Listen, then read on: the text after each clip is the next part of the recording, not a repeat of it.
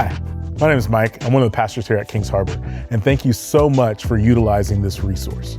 Our hope for you and anything that we provide is that you would expect transformation, that we could demonstrate love towards you because of the love of God demonstrated to us, that you would have the faith stirred in you to deal with obstacles and to see opportunities, and that ultimately that the kingdom of God would be revealed in every area of your life. And so our hope with this resource is that the Lord would speak to you powerfully.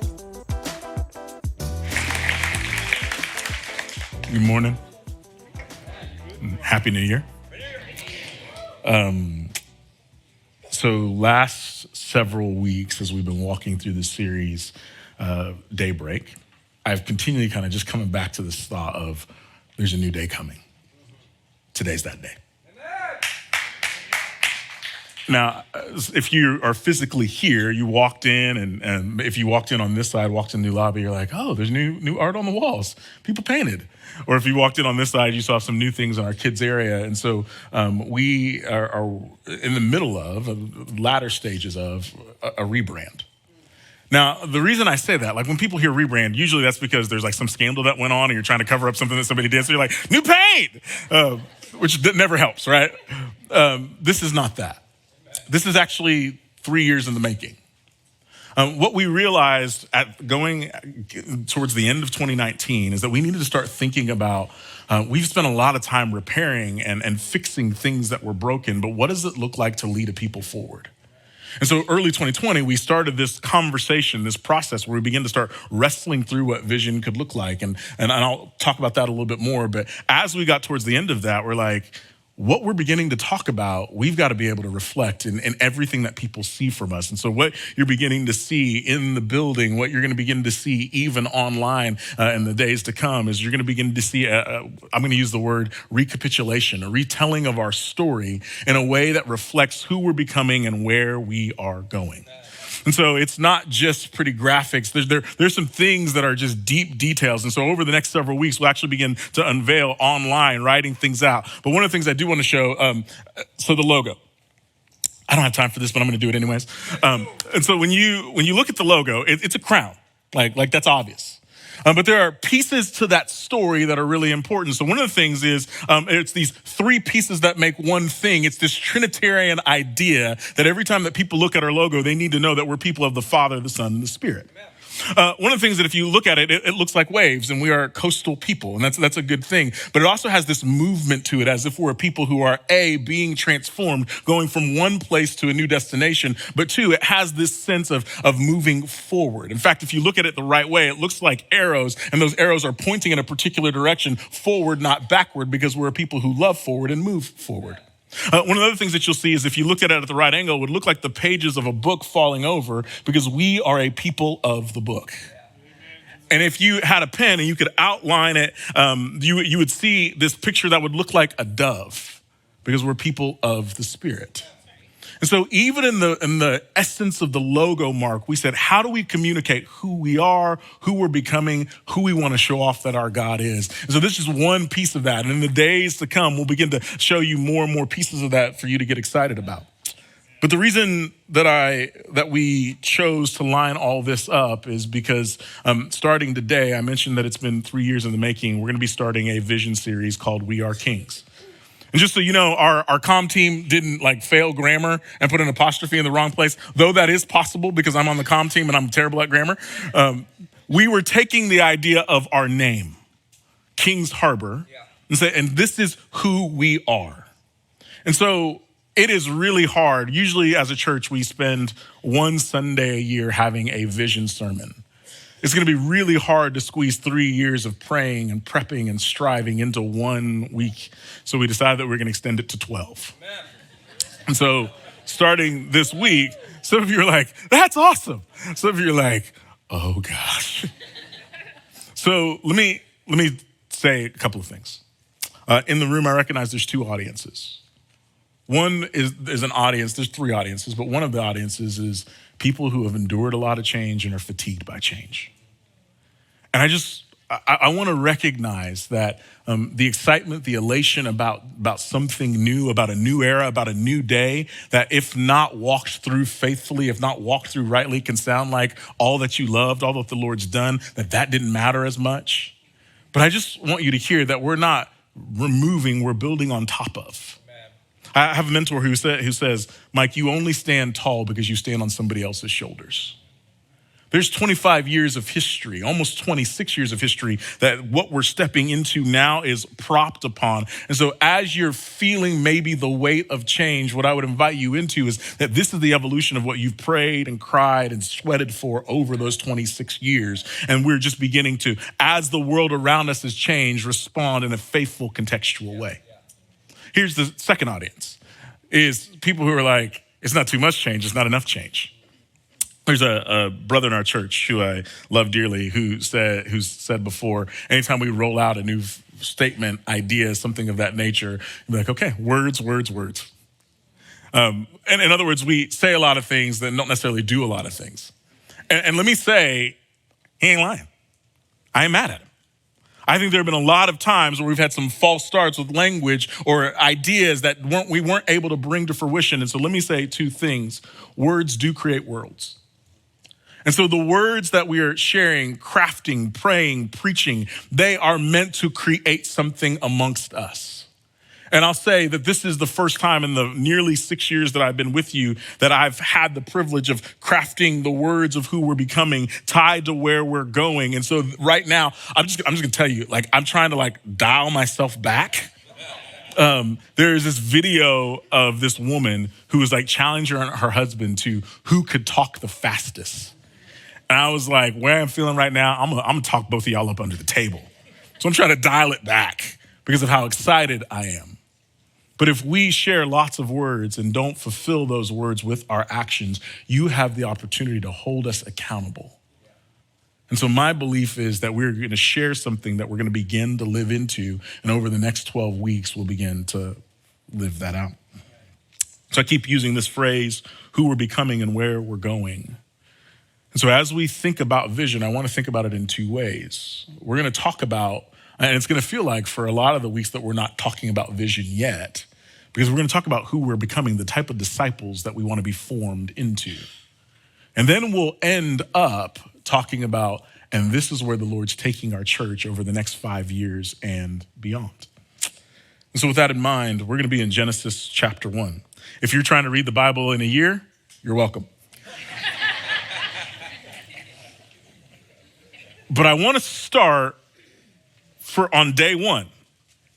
As we begin to pray and think through this, it felt like for day one of a new era, it might be smart to start on day one of the first era. And so entering into this moment and seeing what God's doing and seeing, okay, how do we live part of that story faithfully in our moment I felt was the most appropriate way for us to enter into our vision, our mission, our direction. So here's our main idea. God has always called his people into chaotic and fruitless places to bring structure and flourishing. We are those people. This is our place. And what we'll do is we'll spend some time in Genesis 1 and part of Genesis 2. And so we're going to look at verses 1 and 2, and we're just going to see that this story starts with a mess. And then from there, we're going to spend some time talking about forming and filling, and then we'll end talking about the pinnacle of creation. So let me pray, and then we'll enter in. So Lord, I know every moment is sacred. Life's not guaranteed. Moments like these won't be repeated. And so you, in your kindness, have given us this moment together. And as we enter into this moment together, I want to slow down. And in the same way that Genesis starts, that you hovered over the face of the deep, that before anything was there, that you were there. Before a single person walked in the room today, you were here. Before a single word was jotted out as part of a vision statement, you were here. Before any of the beautiful graphics were designed and ideated and put up, you were here. And so, Lord, I just want to recognize that we are entering into what you've already been forming for us. You're revealing to us what has already existed. And so, Lord, would you give us the clarity and the courage to enter into it? To quote John Stott, would you convict us of small ambitions if we see less than what you're revealing and the magnitude of what you want to do amongst us? Lord, it's in your matchless name I pray. Amen. Genesis chapter 1, starting in verse 1 would say this: in the beginning, God created the heavens and the earth. The earth was without form and void, and darkness was over the face of the deep. And the Spirit of God was hovering over the face of the waters. Now, it's interesting because as you read Genesis 1 and 2, you actually get to see, it's almost like moving from generality to particularity in the way that you read it. And so when you start with Genesis 1:1 and you start reading, it's like, okay, in the beginning, God created. He created the heavens and the earth. Like that one sentence kind of tells you everything. God showed up. He made all the stuff. That's how we got here. But then it will progressively get more and more detailed. And so what you'll see in the rest of chapter 1 is you're going to see the rest of the details of the structure of that. When you get into chapter 2, you're going to see this zooming in on Adam and Eve's creation in the Garden of Eden. And so it's like trying to get down to this particular point. But what's really interesting is I don't want to move past this because it's familiar. It's just kind of general details. It says a lot about God, and it says a lot about the world that he's willing to enter into. A lot of times when you read ancient myths about the way that the world is created, the world is often created out of conflict and war. And so the Babylonian myth about the creation of the world is that there's this ancient god named Tiamat, and Tiamat was an issue for one of the other gods. And so Marduk, this warrior, showed up, killed Tiamat, cut her in half like long ways, like he was slicing fish, and that became the sea and the sky, and that's how we got what we got. And so what it tells you in that story is that this story starts from conflict and conquest and desiring power. And if the deity that you worship is all about conquest and desiring power, that's the type of people that you become. But what we read when we read about the God, our God, is that the story starts that he's not arm wrestling with anybody over creation. That he's standing by himself. It's what we'll sing here in a little bit when we sing the song, What a Beautiful Name, that he has no rival and he has no equal. And that he's standing by himself looking at this mess of creation and doesn't run from the mess, but says, I can do something with this. And so the Spirit of God is hovering over what is called formless and void. Now, formless and void is important language for not just the text, but important for us. Other ancients would actually describe it as desert. Now, when we think of formless and void, we go into our Stranger Things box and think that it's like this black room with a little bit of water in it. If you're like, what's Stranger Things? I can't help you. I don't got time this morning. But I don't think that's what the biblical text is trying to say, that there was nothing there and that it was just dark.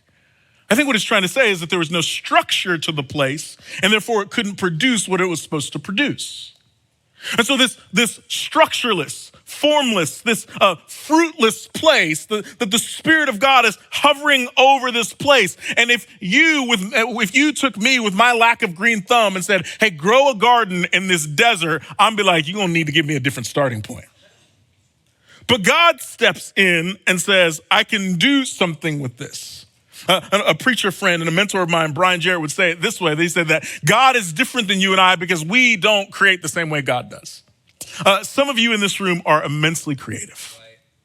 Some of you that if somebody gives you a blank piece of paper and a Crayola at a restaurant, you can draw a masterpiece. I'm married to somebody like that. I can write my name, maybe. Some of you, if you get materials of wood and somebody puts you in a room and says, hey, can you build a table? When we come back, it's the most beautiful table that people have ever seen. Some of you that you can sit in front of a spreadsheet and look at numbers. And to me, it looks like hieroglyphics, or like we're trying to tap into the matrix. But for you, there's patterns and strategy and ways and trajectory. Like some of you have that level of creativity, but none of us start from nothing. Like even the greatest musician in the room doesn't start from nothing because they didn't make up their own scale. They didn't build their own instrument. They didn't come up with time signatures and music theory. Like they're entering into something that's already created. But what we see in Genesis 1 is that there is not enough structure and there's not enough life in what God does. And God, here's what Brian Jarrett would say, would step out on nothing and reach into nothing, into nowhere, grab nothing, fling it across nowhere, tell it to stay there. And it did. Like he has this ability to do what we can't do. And this is the start of the story.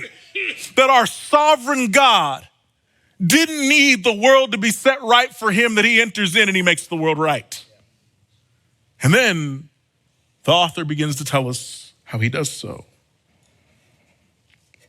The story starts with God presiding over a mess, and then he springs into action to bring life through two actions: forming and filling.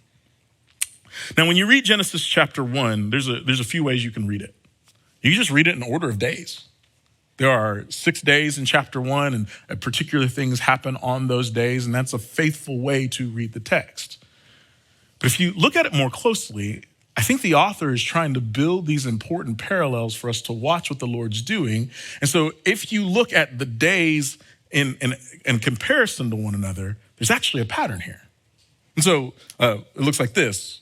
On day 1, God forms light. He creates day and night.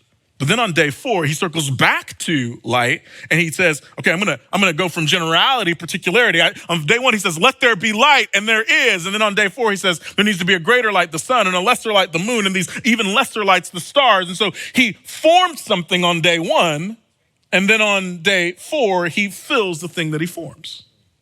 Or on day 2, it says that he forms the sea and the sky. And so the way that it says is that there is this, that he creates this dome that separates the waters above from the waters below, that the sky is full of water. And that's how they thought it rained, is that something busted through the dome and water would come out and it would fill the water in the seas and it would go back up. And so their cosmology was, okay, there's water above, water below. And so day 2, he separates the water above from the water below, calls one the sky, calls one the seas. But then on day 5, God fills them with sea creatures and birds, respectively. Or day 3, he separates the water and pulls it all to one place, and so that way it forms land. And so again, he's separating, he's structuring, he's ordering, he's forming, he's putting things together, not just to put things together, not just because he's on his Martha Stewart, it's spring cleaning time, but because he's trying to deal with the formlessness and the voidness, and out of love, trying to create this structure that allows life to exist in those places. And then he begins to fill it with flora and fauna, so that way there's actually things there that are going to produce the life that the other things are going to live off of. And then on day 6, he creates animals and humans. He's forming, and then he's filling. He's seeing this broken, formless, void thing. He's entering in. He's like, I can work with this. Let me structure it. Here's where light's going to be to push back the darkness. Apparently, Siri really liked that. Here's where there's going to be sky. Here's where there's going to be water. Here's where there's going to be land. And then begins to fill it with things that begin to reflect his good, creative will for the world. And then, when we get to verse 26, we move to this pinnacle of creation. We move from just all the other things that he's created to creating humanity. And some of you are like, I mean, that's a little kind of you, call us pinnacle of creation. I know who I'm sitting next to. I don't know about that. But humanity is so different than the rest of everything that he creates. Let's read in verse 26. It says this.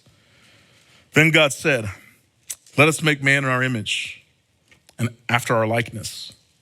Let them have dominion over the fish of the sea and over the birds of the heavens and over the livestock and over all the earth and over every creeping thing that creeps on the earth. So God created man in his own image. In the image of God, he created him.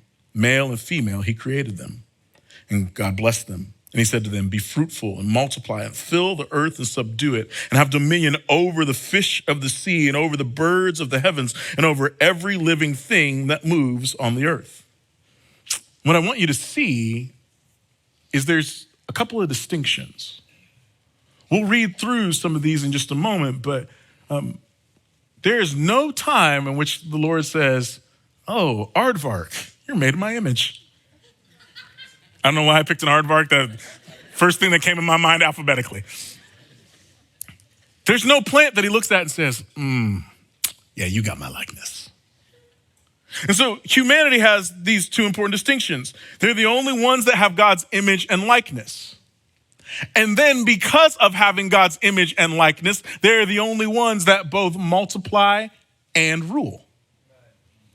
You're like, that doesn't mean as much to you. So let me flesh that out. Genesis 1:14 would say this. God speaking to the lights, the greater light, the lesser light, the stars. And God said, let there be lights in the expanse of the heavens to separate the day from the night. Let them be signs and for signs and for seasons and for days and years. And let them be lights in the expanse of the heavens to give light upon the earth. And it was so. And God made the two great lights, the greater light to rule the day and the lesser light to rule the night and the stars. And God set them in the expanse of the heavens to give light on the earth and to rule over the day and the night and over the day and over the night and to separate the light from the darkness. And God saw that it was good. What I don't want you to miss is that he says that the job for the sun is to rule the day.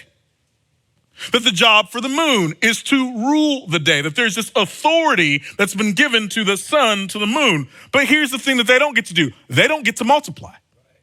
In fact, if we're standing outside and somebody's like, oh, the sun's multiplying, that is a catastrophic event. Like all of you that work at SpaceX that would know that like 3 years before we would, you would have moved to another planet and be like, good luck with your problems, right?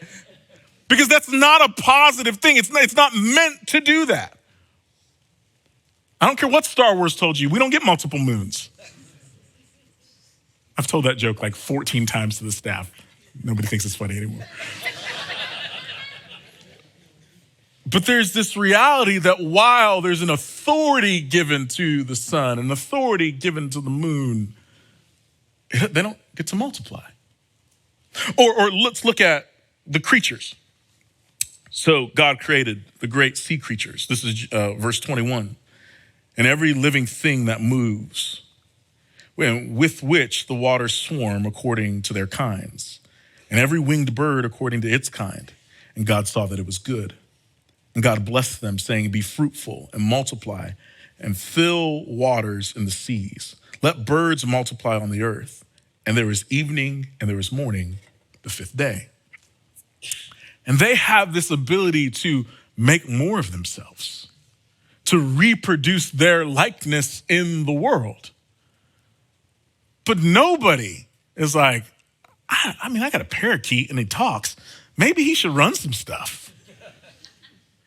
Like we would be real freaked out if in 2024 during the election cycle, like somebody's like, I'm gonna vote for this whale. Because we don't think that beasts should rule. Some of you might be like, I don't know. Depending on the options. Because we think that beasts are lesser than us. And so they might be able to reproduce their likeness in the world. In fact, they reproduce after their kind. They don't have the ability to have authority to rule over things. But in 26 through 28, we hear God say that you have my image and my likeness. Therefore, you can do two things. You can rule and you can multiply. And even that language of image and likeness is tied to that idea. There's a great book called Kingdom Through Covenant. Let me parenthetically. It's a great book if you're nerdy and you really want to think deeply about Hebrew words and how they mean things. It's a great book. I loved it, actually. And so here's what the book says. The word image focuses on the majesty and power of the king in relation to his subjects. The word likeness in Genesis is closely associated with the creation of the human race, human genealogy, and sonship. And so this language that God's saying that let's make them in our image, like let's share our authority with them. Let's let them rule. Let's let them have authority over all of the living creatures in the same way that I am king. I'm giving them the ability to be king. They get to act like me towards the world. And then let's share with them my likeness.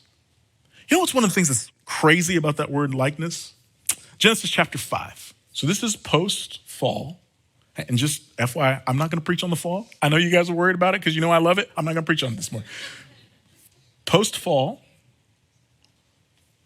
Adam has a son named Seth. And the way that it's described, it would say that God had a son after his likeness named Adam. And Adam had a son after his likeness named Seth. Now, obviously, the reality of a physical son versus the idea of a spiritual son is different, but the metaphor still holds. That likeness has something to do with you reproduce me to the world. And so one has to do with the relationship, the multiplication, the making the image known in the world around us. The other one has to do with ruling with the kind of kingdom authority that God is giving to us. And we are the only creation that gets to do that. And then verse 2 of chapter 2 would say this. And on the seventh day, God finished his work that he had done, and he rested on the seventh day from all his work that he had done. So God blessed the seventh day and made it holy, because on it God rested from all his work that he had done in creation. And so I want you to capture the picture of what's happening. He shows up. There's a hot mess going on. He begins to form and fill, to bring life and to bring flourishing to that. And then he says to humanity, all that I've created, you got this. I'm gonna go rest. It's as if in God's mind, he's saying, I'm trusting you to run this the way that I would. Like, so much so that he's like, God who never sleeps or slumbers, God who's never been like, can we take a 15-minute break? Making all those plants was hardcore. I'm a little out of shape. I mean, I'm eternal, so I'm getting up in years. He never says that. And yet he gets to a place where he says, what I've done is very good. And you being part of it is very good. And therefore, I'm going to give you the ability to rule and multiply my image so more of you can contain the work. And I'm going to go sit down and rest. Before sin comes into the world, it seems that God imagines that you and I, the humanity that he's created, has been endowed with the power, the image, and the multiplication, the likeness to run the world in the way that it reflects his kingdom. Now, I told you I'm going to preach on Genesis 3, but Genesis 3 happens and things go bad. But it forces a question. Is that still true after the fall? Was it like, that was a really bad idea. I can't trust y'all with nothing. Is it kind of like when you were a teenager and your parents let you borrow the car? And you're like, I got this, Mom. I got this, Dad. And then 2 hours later, Mom, can you come pick me up? Where's the car? And you're gonna ask if you're okay. Where's the car? Well, it's in lots of places right now. When they replace that car, it's not likely they're giving you the keys until you're 40. This is a really specific example. The reason I bring that up is it would seem likely that God would abandon that plan. But our main idea says this, that God has always called his people into chaotic and fruitless places to bring structure and flourishing. We are those people, and this is our place. So here's what I want to do. I want to give you 2 points to walk away with, and then I'm going to get out of the way. Here's the first one. The Spirit of God doesn't avoid brokenness. He runs towards it. The pattern of the story of redemption is chaos, calling, forming, and flourishing. This is what we see in the text. There's this chaotic moment that he's standing over this desert-type formless and fruitless conditions, looks at it and says, I'll call myself into that. I'm gonna make this right. And then he begins to form it, and he forms it in such a way that it's able to flourish. The question we wrestle with is that true after the fall? I would just refer you to Genesis chapter 6. In Genesis chapter 6, the sons of God have begun to sleep with women and has begun to bring evil upon the earth, so much so that it says that God regretted what he did. And then God sends this flood, and this flood is this chaotic way of cleansing the world of the depth of sinfulness. And then he calls a guy named Noah. into that and says, I'm going to let you be the next Adam. In the same way that Adam was supposed to be fruitful and multiply and form and bring flourishing, you should do the same thing. And this is what Noah's job was. Maybe we can skip a little bit farther. Maybe we get out of the early part of Genesis and maybe we move to a story about a kid named Joseph. Joseph is not liked by his brothers because he has dreams and also because he's arrogant and tells his brothers that they're all going to work for him. Just FYI, if you're the youngest in your family and you're more skilled than your siblings, don't say that out loud. So they were going to kill him. And Reuben was like, man, guys, we probably shouldn't kill our brother. And I don't even feel like he said it all that convinced. Like if they were like, no, we should do it, I think he might have gone along with it. But he's like, no, instead, let's sell him into slavery. Slightly less heinous. And so Joseph gets taken into slavery, works faithfully, advances in Potiphar's house, and Potiphar's wife accuses him of sexual indiscretion that he ran away from, gets thrown in prison. Sitting in prison, and the most crazy thing about Joseph's story is every time Joseph seems to get in more and more trouble, the story would say, and God was with him. I'm like, I don't need you to be with me that way. And then Pharaoh has a dream about lean cows and the fat cows being eaten by the lean cows and lean stalks and strong stalks and the lean stalks eating the strong stalks. And he is freaking out. And it's this chaotic moment that famine is coming. And so this chaotic moment, God calls Joseph into by slavery and says, now that you're here, I'm going to give you the prophetic vision to set a structure for the way that we're going to handle all the resources of Egypt. You're going to form something that's going to cause flourishing for other people. That there's these women, that they are slave women, Shiphrah and Puah, that they're in this moment when all of their people are chaotically being killed.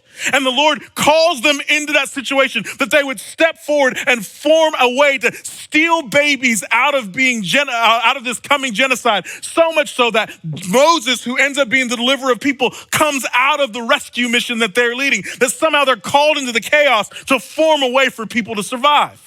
This is the story of women like Deborah in the book of Judges, when everybody's too fearful to, one, fight against the oppressors of the Lord, but two, not faithful enough to be following the Lord. And she's willing to step up and form a plan that they would step into, that the people of God would flourish. Is this not the story of Jesus? That Jesus is called into the chaos of broken humanity. It's no wonder that where the story always starts is that he enters by the Spirit into the wilderness, this formless and chaotic place.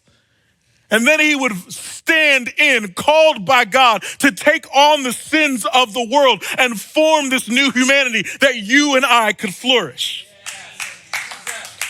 And the reason that I'm so emphatic about telling you this is I wish to God I could get you to believe that he's calling you to do the same. That he's not calling you to run from the chaotic brokenness of living in 2023 in Southern California where it feels like the world is going to hell in a handbasket. That we are not to run and to retreat, but we are called to lean in. And so the reality is that God does not run from brokenness. And let me say this to you, he's not running from yours either. So before I get to the new vision statement and before you disqualify yourself and say, well, that's for other people. That's for people who get look forward t-shirts because they're on staff. I'm talking about you. That the Spirit of God is hovering over your mess and saying, I can work with that. I can form some things. I can call you into some things and I can cause some flourishing through that. I told you, it's 3 years in the making.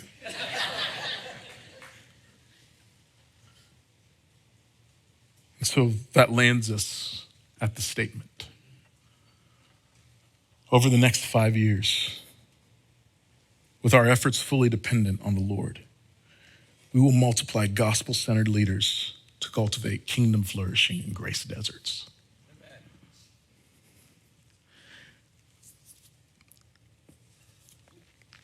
Back in October of 2017, we were sitting across the hall in the Harbor Room in what was then called Gatekeepers. It's now the South Bay Pastors Community. And John Svensson, many of you know John if you were here. He's gone on to be with the Lord, but just a great brother, was preparing to retire and move to Portland. And so John was sharing about just transition and how to do that well.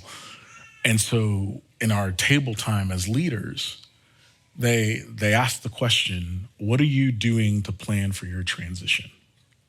Now, mind you, I got hired in May of 2020, May of 2017. This was October of 2017. I was 5 months in. I didn't even know where all the light switches were yet. 35 years old, like a month before my 36th birthday, maybe not even that long. I'm like, I'm just getting started. I'm not thinking about transition. So I'm in this awkward moment with these guys who were talking about transition. And one guy in particular was sitting at the table and he was like, well, what you do is you send away people that don't fit your vision, but then you hold on to people that make sense. And one of those guys will eventually replace you. And something righteous in me was like, what? Did you say that out loud? It was first year in, so I didn't know how to act. So I had the full on stank face, what?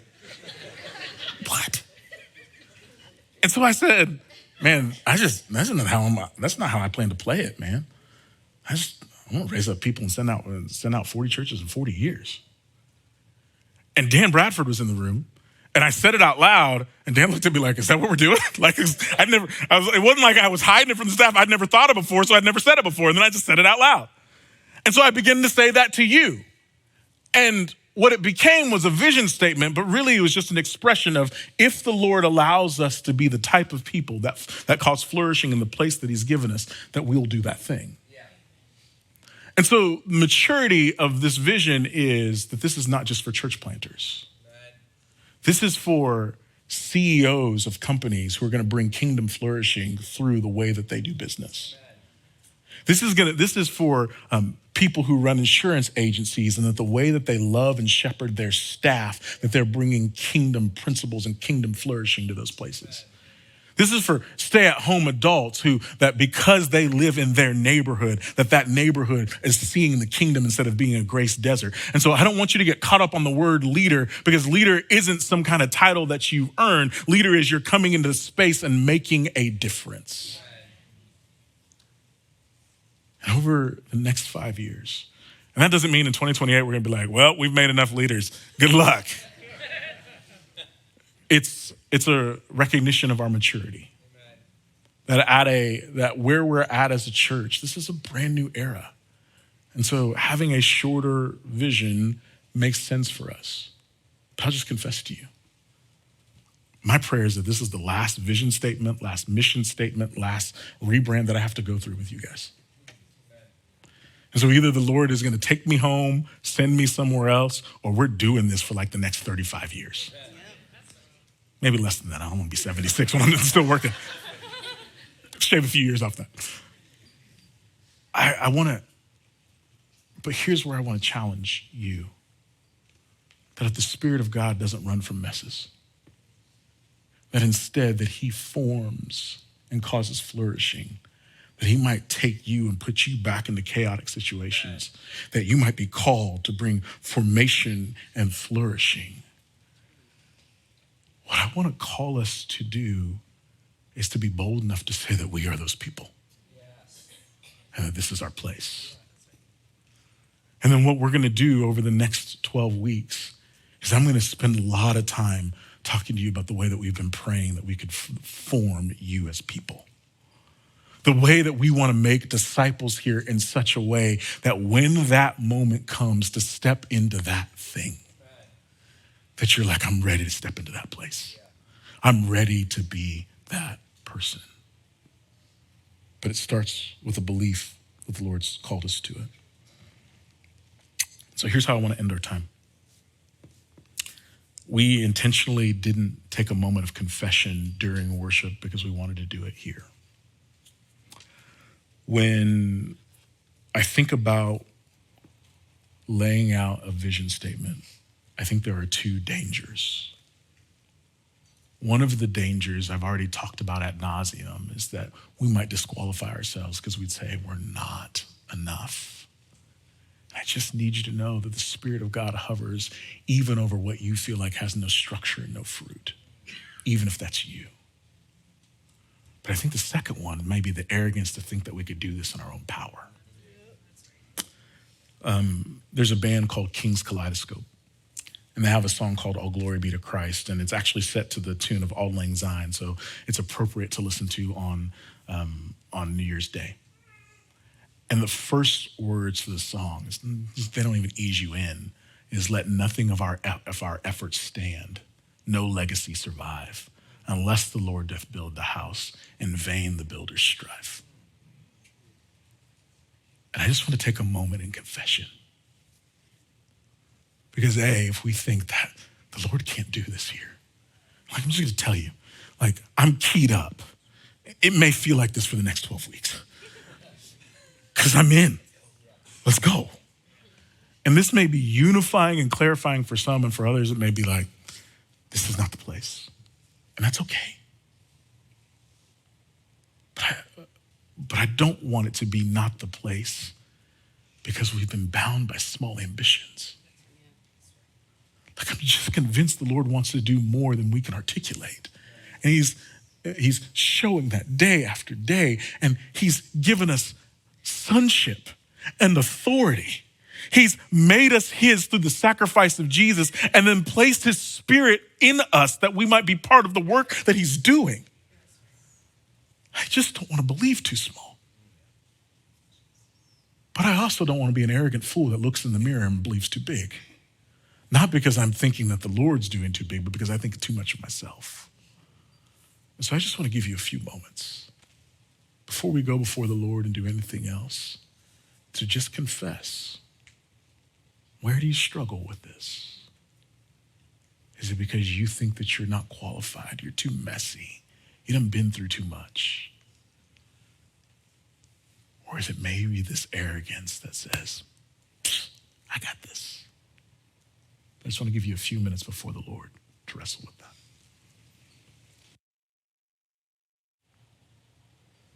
So, Father, forgive us for where we've wanted to escape the brokenness instead of run towards it. Forgive us for the ways that we've talked about places, maybe even in our own zip codes, of being God-forsaken and not believing that you're calling us to be the ones that bring kingdom flourishing to those grace deserts. Forgive us because maybe our view of life before you has been relegated to us being good people who hang on until you return.